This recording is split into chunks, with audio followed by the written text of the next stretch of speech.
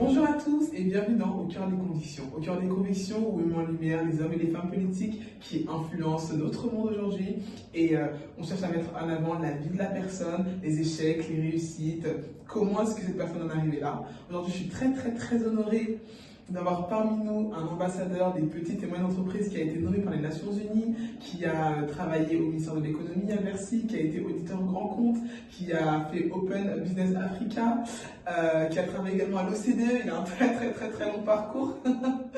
Il nous en dira plus. Bienvenue, monsieur l'ambassadeur. Bonjour. Je suis très heureux d'être là. Merci beaucoup de votre invitation. Mais vous savez, c'est une conversation utile pour qu'on parle de ce que nous faisons et on parle de notre mère commune, l'Afrique, et puis ses relations avec le monde. Je suis très heureux de parler avec vous et découvrir tout ça.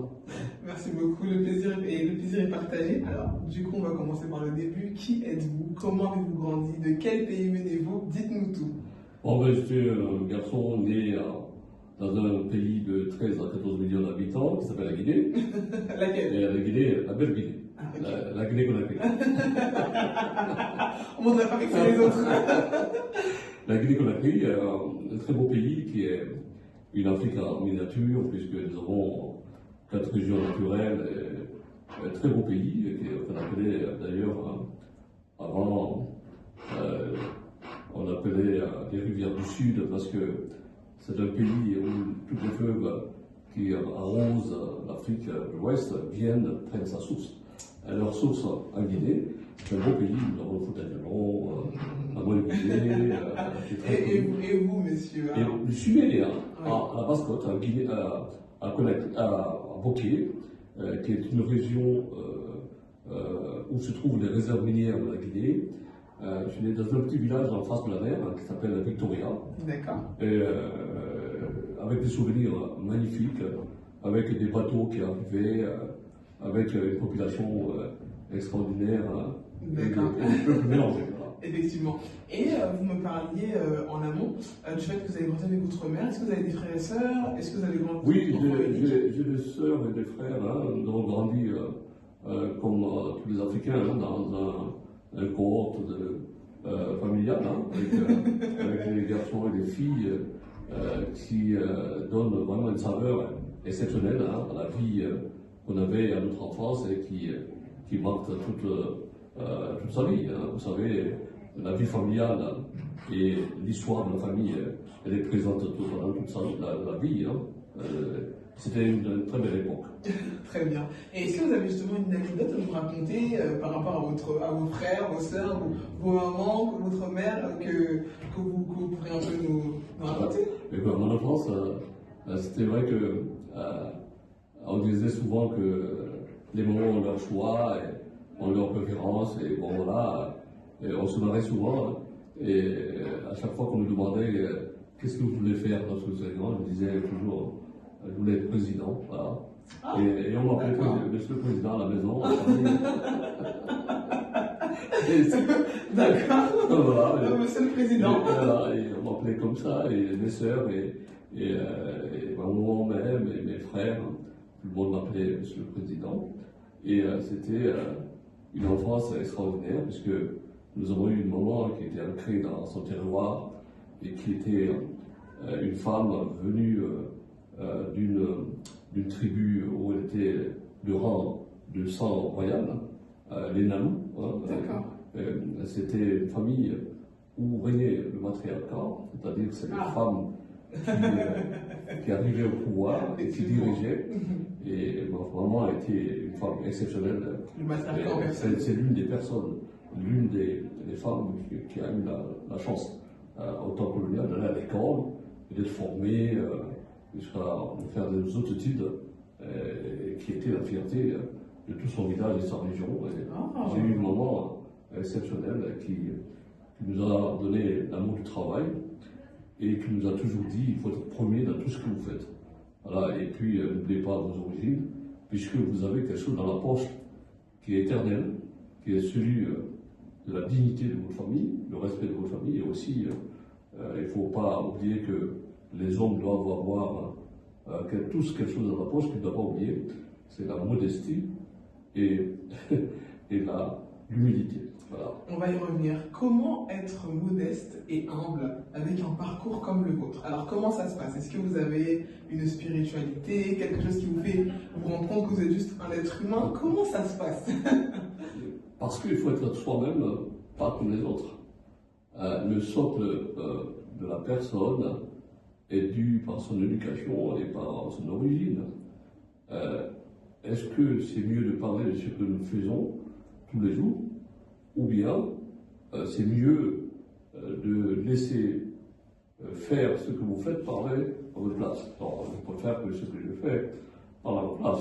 Ah oui. Donc la modestie est à ce niveau-là. L'humilité, la modestie, c'est une règle noble.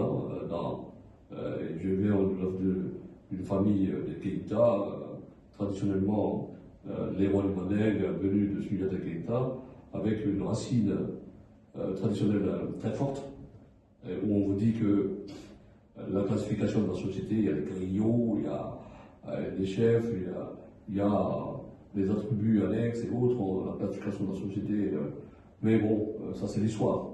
Mais on nous dit toujours, la chose principale, c'est avoir les pieds sur terre et d'être soi-même au lieu d'être les autres. Parce que si vous voulez être comme les autres, vous risquez d'être laissé et sortir de votre cadre personnel. Et effectivement. Et on va revenir un peu sur votre parcours professionnel qui est incroyable. Faut savoir toute modestie. Comme beaucoup d'Africains, oui, en France, en Europe, au Canada. Non, bien sûr, mais franchement, moi, quand je vois tout ça, je me suis dit, mais waouh, il a combien de vies en fait? Qu'est-ce qui vous a attiré dans l'audit bancaire? Écoutez, et dans les grandes institutions comme l'OCDE, merci, tout en restant focalisé sur l'Afrique en fait. J'ai toujours voulu en voir plus parce que quand on a fait l'économie, j'ai voulu toujours aller à l'avant des choses et découvrir. C'est la soif de comprendre, connaître, découvrir qui m'a mené dans toutes ces carrières-là. Quand on est économiste, il faut être dans la pratique. Et je me disais que les sociétés dans lesquelles j'ai travaillé m'ont donné un certain attribut, une certaine richesse. Mais par la suite, j'ai voulu en savoir un peu plus. Les banques, l'organisme bancaire, comment ça marche. Oui. Parce que les banques sont des officines commerciales qui ont une façon de travailler qui est autre, puisqu'ils gèrent l'argent des autres, mais ils se rémunèrent aussi sur l'argent des autres. Donc je voulais comprendre ce système qui est exceptionnel, parce que le créateur de la banque a eu cette unité exceptionnelle. Vous savez, la banque, c'est une institution qui est dans tous les jours, dans la vie des gens. Et je voulais comprendre, c'est pour cela que j'ai voulu travailler à la banque, et le passage à la banque m'a donné encore une certaine large ouverture d'esprit et de comprendre comment on gère l'argent et comment on parle aux autres quand on doit se servir de cet argent-là, qui n'est pas pour soi, pour bien pour les autres, et pour la fructifier, pour la monnayer et pour la rendre possible. D'accord, wow. C'est très clair. C'est très clair, merci beaucoup. Et je voulais un peu revenir justement sur la spiritualité. C'est vrai que très souvent, les hommes et les femmes politiques n'en parlent pas beaucoup. Et j'aimerais un petit peu savoir, vous avez une religion? Oui, j'ai une religion, je suis musulman. D'accord. Et c'est dommage que quand on voit l'attraction du monde aujourd'hui, le monde est encombré par beaucoup de choses qui font que les religions ont pris un coup. Ouais. Et puis, dans la marche du monde et dans l'histoire que nous vivons, les religions sont devenues vraiment critiques et autres. Mais ce qui est exceptionnel, c'est croire en quelque chose. Ma mère m'a toujours dit, la religion commence par les vertus et par le cœur. Si vous avez un cœur propre et que vous pouvez faire la différence entre le bien et le mal, c'est la première religion. Wow. Et s'ajoute après la deuxième chose, qui est celui des rapports avec les autres. Ça, la religion y va aussi dans sa façon d'être, dans sa façon de voir les choses, dans la façon de voir le monde. Mais il y a bien sûr quelque chose de plus céleste, plus puissant, qu'on appelle Allah, qu'on appelle Dieu, pour tous les croyants du monde, qu'il faut savoir que finalement, quel que soit X, même si on est seul, caché dans un trou ou dans une chambre où on peut faire n'importe quoi, voilà, on est visible par quelqu'un. Effectivement. Et donc il faut faire attention. Il faut faire attention. Et justement, merci pour cette belle expression de votre religion. Et j'aimerais envie de savoir, est-ce que vous voyez une frontière entre la spiritualité et la politique, ou alors vous liez les deux? Et si oui, comment est-ce que vous le faites? Oui, il y a une frontière, parce que finalement, il faut faire attention. La relation entre les politiques, entre tout ce que nous faisons, les économistes et autres, la relation avec les citoyens du pays, les relations avec le monde économique, le monde des entreprises et tout ça, il faut faire la part des choses, il faut faire attention, parce qu'il y a des personnes qui ne sont pas dans une religion, ils n'ont pas de religion, ils ne croient pas. Donc il ne faut pas imposer son point de vue aux autres, il faut être libre d'esprit et puis alerte. Mais faire attention à tout ce qui rassemble la société, à tout ce qui construit la société, à tout ce qui élève la société. D'où la compréhension de tous et savoir que finalement que la liberté commence par le fait que finalement, même si je n'apprécie pas ce que vous dites, ce que vous faites, je dois vous laisser tout à fait vous exprimer comme vous voulez. Et donc, c'est aussi ma pensée sur la religion. Il faut avoir, comment dire, sa spiritualité, mais avoir la modestie et le time prompt pour mesurer et faire attention aux autres. Parce que ce qui compte, c'est l'union des choses, c'est aussi la compréhension des autres. D'accord, wow. C'est une très belle façon d'exprimer ça, mais du coup, vous ne faites aucun lien entre la politique et la religion. Aucun lien. D'accord. Aucun lien. Très bien. C'est notre libre d'esprit, on a tout libre pensant. Non, mais je parlais vraiment de la façon dont on peut diriger un pays. Est-ce que du coup, il peut y avoir un lien intrinsèque avec les écritures saintes et justement la loi? Est-ce qu'on peut faire un parallélisme? Il y a des moments où on se met à nu, on porte quelques réflexions, bien quelques décisions qui sont trempées par le fait qu'on est d'une classe religieuse, on est d'une religion ou autre, parce que ça influe sur notre capacité de réfléchir et d'agir. Comme je disais au départ, il y a quelqu'un là-haut qui nous voit et qui surveille tout ce que nous faisons. Et donc finalement, il vaut mieux faire attention et de faire toujours ce qui est utile à soi-même, aux autres, à la société, et ne pas être tout à fait quelqu'un de seul, qui décide tout seul, sans tenir compte des autres. La société, c'est une communauté ouverte. Donc il faut être tout à fait dans la société, pas en dehors de la société. Oh, c'est très bien dit. Et justement, en parlant de pouvoir, on parle beaucoup de corruption, notamment en Afrique. Et comment est-ce qu'on peut faire pour ne pas céder à la tentation? Comment est-ce qu'on peut faire pour se dire, attention, là, j'ai ma limite? Comment est-ce que finalement la plainte du gain ne nous rend pas aveugles finalement avec nos principes et nos valeurs qu'on peut avoir intérieurement? Alors, la corruption en Afrique, oui, il y a la corruption partout, en Afrique, en Europe, aux États-Unis, dans le monde. Mais ce qui est important, c'est la capacité aux dirigeants de réguler et de faire attention à la chose publique. Réguler, c'est-à-dire réguler, c'est-à-dire mettre des lois qui circonscrivent les dérives et contrôler. Parce qu'il faut réguler, mais contrôler. Vous savez qu'il y a des lois, oui. Et il y a encore de la corruption. Oui, alors, mais je parlais. On n'est pas arrivé. Oui, mais en tant qu'humain, excusez-moi, en tant qu'être humain, au-delà même des fonctions politiques, comment est-ce qu'on s'impose des limites face à la corruption? Non, c'est la probité. Vous savez, chacun porte ce qu'il a reçu. Par exemple, dans les conflits entre exemple, que je donne, dans les conflits entre hommes et femmes, souvent, il y a des hommes qui sont violents, des hommes qui ont cette attitude. Alors, je dis toujours, c'est normal. Vous savez, quand vous n'avez pas reçu de l'amour, lorsque vous étiez avec vos parents ou votre parent, vous ne pouvez pas donner de l'amour. Donc, il y a une défaillance à ce niveau-là. C'est pour cela que finalement, quand on est à la tête de l'État ou bien on est responsable dans un lieu public ou dans une société, la réussite, les gens doivent savoir que la réussite doit.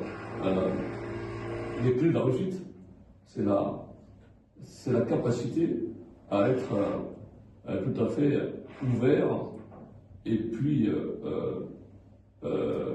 au-dessus des choses. Pour construire une probité pour tout le monde, pour que tout le monde puisse y arriver.